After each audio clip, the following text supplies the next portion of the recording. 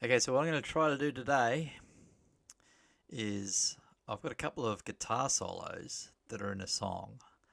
And what I've done is with that particular song, I've put it through into Udio to try to clean up the vocals, clean up the instrumentation, and things like that.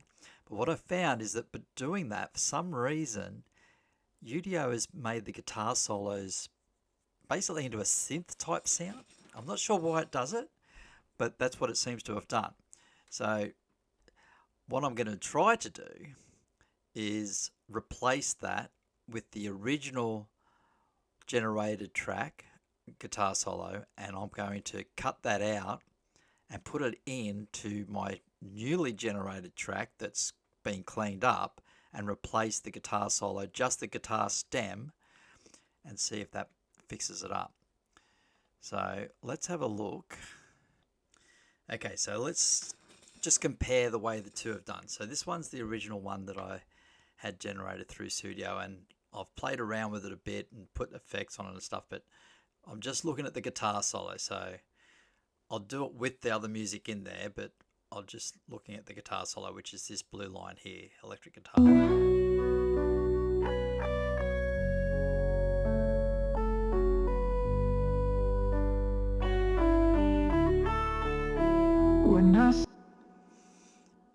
Okay, so then I look at the other one. Now I haven't actually got an electric guitar stem, but what it is it's coming in this other stem.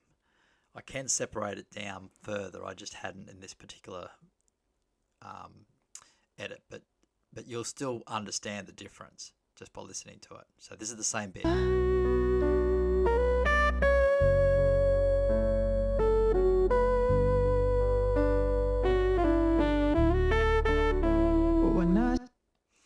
Now to me that sounds a lot more like almost a synthesizer. It's sort of like a synthesized guitar. It doesn't sound as much like a real guitar. To me it sounds like it's a synth version of a guitar. So what I want to do is I want to replace that version now. If I do go for this one and it goes down to nothing, whereas I go this one, which looks different as well. And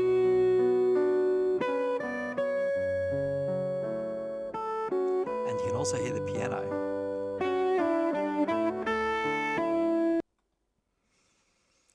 There is other one that I've got down here. I know what it is. This is the Udio version.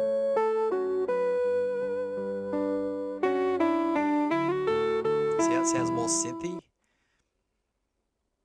To me it does. So what I want to do is, I was thinking I could do it with just the electric track, but I'm going to have to use this other one, as in a other stem, just getting the part, which you can see finishes there.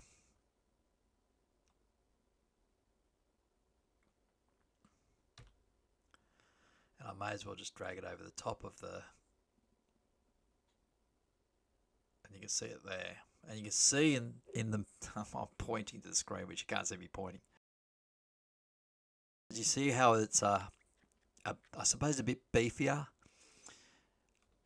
when I put it down? Now this should sound better. I'll get out of this and mute that one. And I've also got to mute this other one, because that's the normal version. So now it should sound the way I wanted it.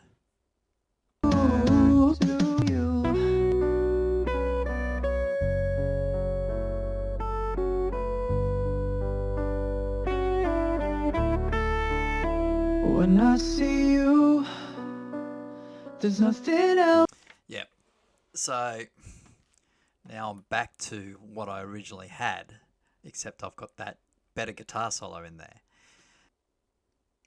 So that's the basic process of replacing a part in Bandlab using stems, or using different stems to cut one PID out and replacing a part that you're not happy with in Bandlab. Now obviously from there we need to just go and save it and then publish it after that, or we can go direct to publishing if you want, if you're happy with it. But in the process of getting things the way you want it, make sure you do save it so that you've got that copy.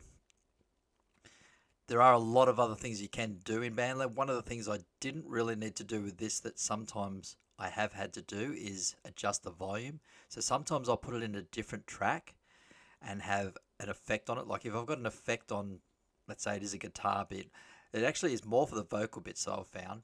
On the vocal bits, a lot of the time I've had to use a different effect on it if I'm changing some bits in there, because it might sound slightly different, and I just change the effect to try to get it sounding more similar. With the instrumentation, same sort of thing, but if I'm going from Suno to Udio and it's a different sort of volume that's come down on the stem, then you may need to just adjust the volume. You can do that a couple of ways. I'm not going to go into that now. One way is using the